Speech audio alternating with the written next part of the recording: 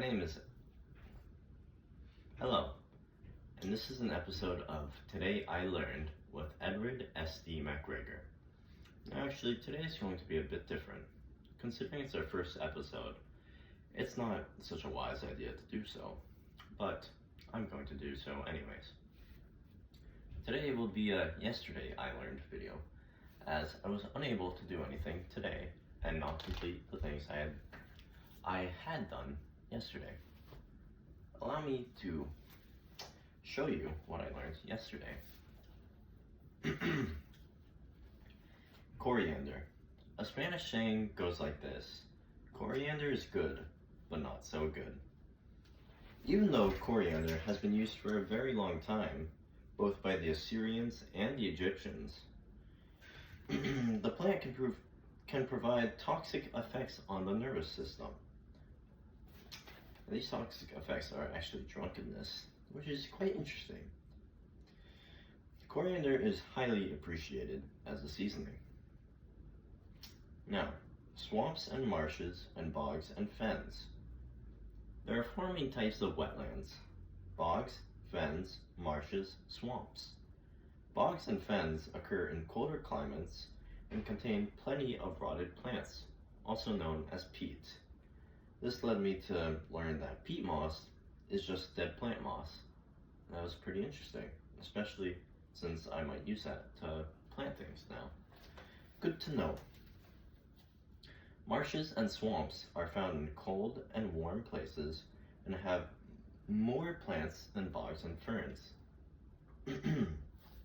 Wetlands act as sponges and control floods, plus top up the groundwater.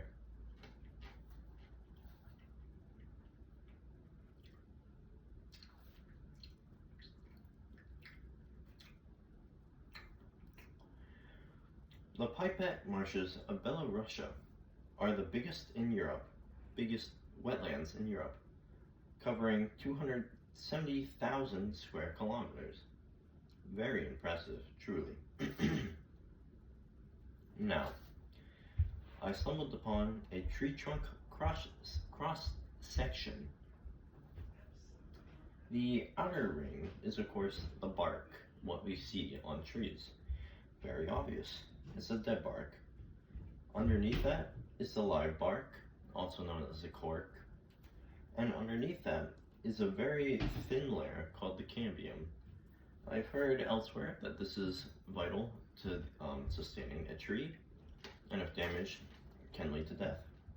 Now, beneath that is sapwood, and beneath that is heartwood. And finally, the center is called the pith. I drew a diagram on this page. Allow me to show you. Hello.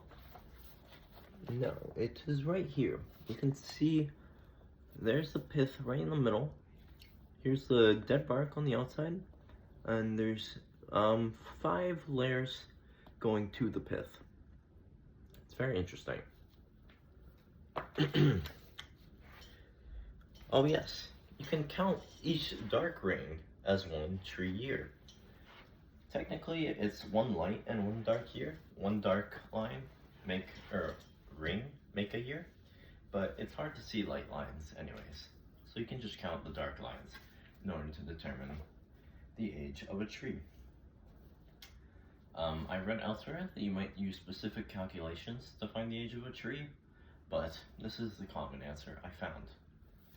Also, I learned that all domestic chickens are descendants of the wild red jungle fowl of India. Worms are vital to the aeration of soil. I actually knew that factoid quite a while ago, but I thought it was good to write it down anyways. I guess I didn't learn that yesterday, but my knowledge of worms was reaffirmed, and therefore I did learn that yesterday.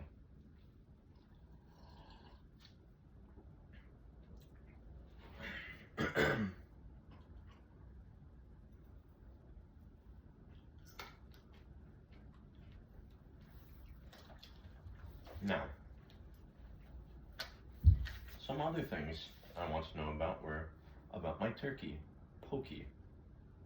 Now you see, Pokey has been acting very strange lately. Whenever we walk up to her, she lies down on the floor and acts very calm. I actually prefer this to her normal way of jumping up on tables and pooping on everything and making a mess of things. But I did find it quite odd, and I wanted to know why she was acting this way. My brother, Alexander, asked on the subreddit why this could be happening. And apparently, Pokey is trying to flirt with us. She thinks that we could be a potential mate for her. And although I find that flattering, I do not see that happening anytime soon. I would like her to get a mate, but mates are very aggressive and large, and she is quite a small turkey. Therefore, I do not know if the risk is worth it.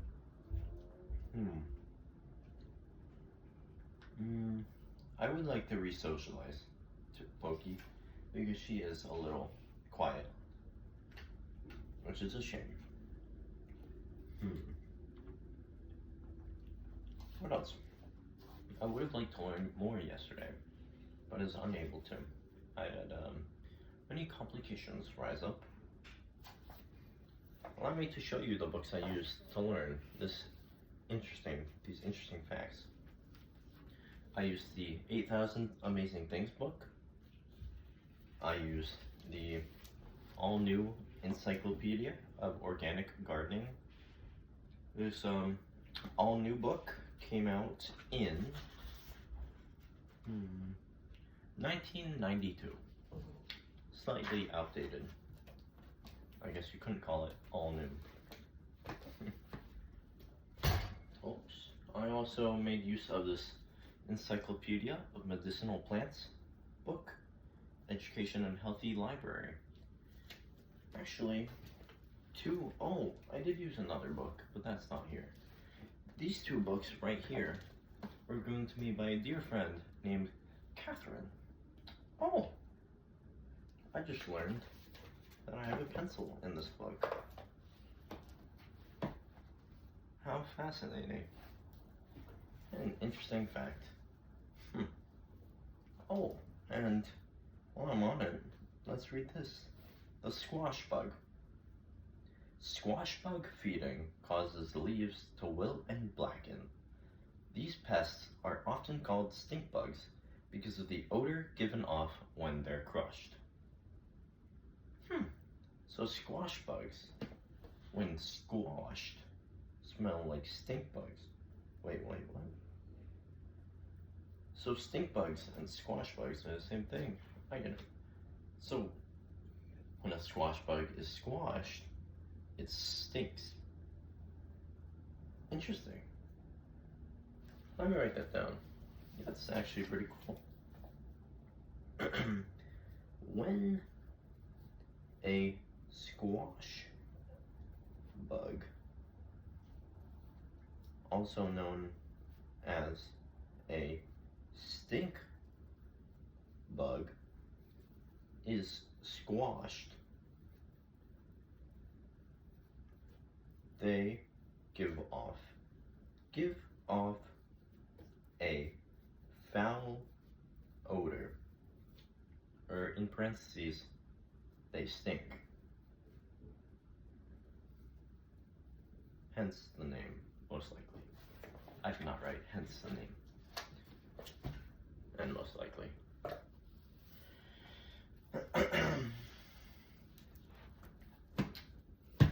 Well, that certainly was an interesting lesson, or an interesting edition of Today I Learned, although it was a bit unconventional, especially for the first episode.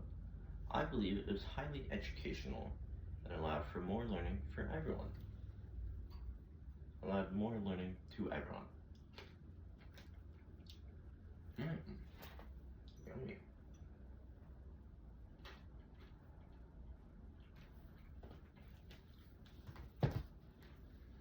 I would certainly like to learn more and have another session soon. This was a very exciting opportunity. While I'm here,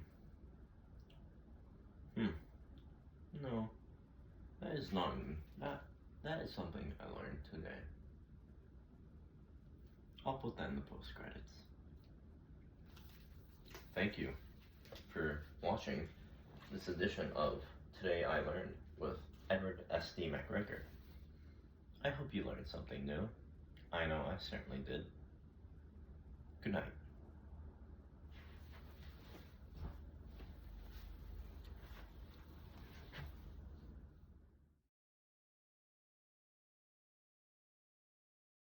I actually want to show you, since this is the post credits, what I was working on today.